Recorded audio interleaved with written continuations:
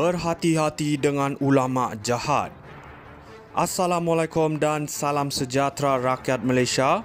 Hari ini kita akan masuk ke satu perbincangan yang mungkin menyinggung sesetengah pihak, tapi ini adalah hakikat yang perlu kita hadam.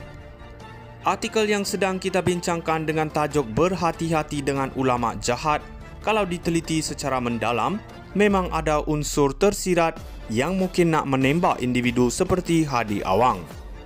Mari kita jujur, dalam konteks politik Malaysia, apabila ada kenyataan yang menyebut tentang pemimpin berpenampilan agama yang berjanji syurga dan taksub kepada pemimpin lebih daripada ketaatan kepada Allah, ia sering dikaitkan dengan pemimpin tertentu, terutamanya dalam PAS. Hadi Awang sebagai Presiden PAS seringkali dikecam oleh sesetengah pihak kerana dilihat sebagai ulama yang menggunakan agama untuk kepentingan politik.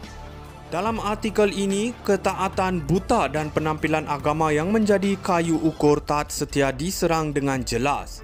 Ini kerana ramai yang melihat bagaimana pemimpin seperti Hadi Awang mempengaruhi pengikutnya untuk menyokong parti dan keputusan politiknya tanpa soal. Dalam situasi ini, ketaatan kepada individu tersebut menjadi lebih dominan daripada kritikan rasional terhadap akhlak atau tindakan pemimpin itu sendiri. Janji syurga yang sering dikaitkan dengan retorik politik juga ditonjolkan di sini. Hadi Awang pernah beberapa kali dilaporkan menggunakan naratif bahawa menyokong perjuangan politik partinya adalah jalan ke syurga.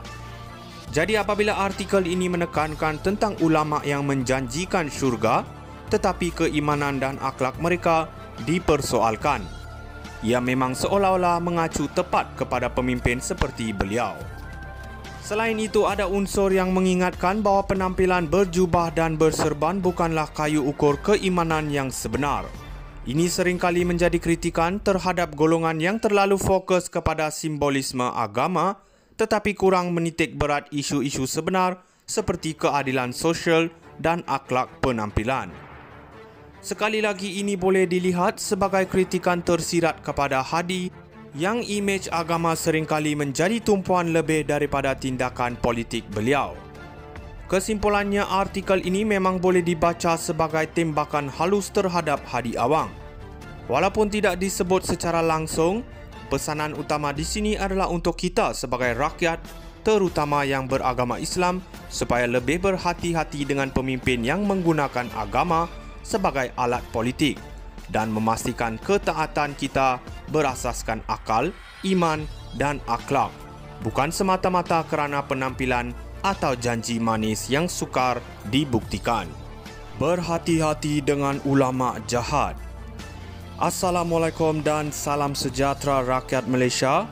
Hari ini kita akan masuk ke satu perbincangan yang mungkin menyinggung sesetengah pihak, tapi ini adalah hakikat yang perlu kita hadam.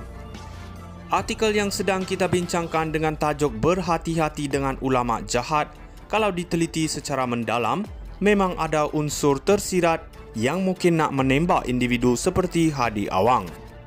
Mari kita jujur, dalam konteks politik Malaysia, apabila ada kenyataan yang menyebut tentang pemimpin berpenampilan agama yang berjanji syurga dan taksub kepada pemimpin lebih daripada ketaatan kepada Allah, ia sering dikaitkan dengan pemimpin tertentu, terutamanya dalam PAS. Hadi Awang sebagai Presiden PAS seringkali dikecam oleh sesetengah pihak kerana dilihat sebagai ulama yang menggunakan agama untuk kepentingan politik. Dalam artikel ini, ketaatan buta dan penampilan agama yang menjadi kayu ukur taat setia diserang dengan jelas. Ini kerana ramai yang melihat bagaimana pemimpin seperti Hadi Awang mempengaruhi pengikutnya untuk menyokong parti dan keputusan politiknya tanpa soal. Dalam situasi ini, ketaatan kepada individu tersebut menjadi lebih dominan daripada kritikan rasional terhadap akhlak atau tindakan pemimpin itu sendiri. Janji syurga yang sering dikaitkan dengan retorik politik juga ditonjolkan di sini. Hadi Awang pernah beberapa kali dilaporkan menggunakan naratif bahawa menyokong perjuangan politik partinya adalah jalan ke syurga. Jadi apabila artikel ini menekankan tentang ulama yang menjanjikan syurga, tetapi keimanan dan akhlak mereka dipersoalkan, ia memang seolah-olah mengacu tepat kepada pemimpin seperti beliau. Selain itu, ada unsur yang mengingatkan bahawa penampilan berjubah dan berserban bukanlah kayu ukur keimanan yang sebenar. Ini seringkali menjadi kritikan terhadap golongan yang terlalu fokus kepada simbolisme agama tetapi kurang menitik berat isu-isu sebenar seperti keadilan sosial dan akhlak penampilan. Sekali lagi, ini boleh dilihat sebagai kritikan tersirat kepada Hadi yang imej agama seringkali menjadi tumpuan lebih daripada tindakan politik beliau. Kesimpulannya, artikel ini memang boleh dibaca sebagai tembakan halus terhadap Hadi Awang. Walaupun tidak disebut secara langsung, pesanan utama di sini adalah untuk kita sebagai rakyat, terutama yang beragama Islam, supaya lebih berhati-hati dengan pemimpin yang menggunakan agama sebagai alat politik dan memastikan ketaatan kita berasaskan akal, iman dan akhlak, bukan semata-mata kerana penampilan atau janji manis yang sukar dibuktikan. Berhati-hati dengan ulama jahat. Assalamualaikum dan salam sejahtera rakyat Malaysia. Hari ini kita akan masuk ke satu perbincangan yang mungkin menyinggung sesetengah pihak, tapi ini adalah hakikat yang perlu kita hadam. Artikel yang sedang kita bincangkan dengan tajuk berhati-hati dengan ulama jahat, kalau diteliti secara mendalam, memang ada unsur tersirat yang mungkin nak menembak individu seperti Hadi Awang.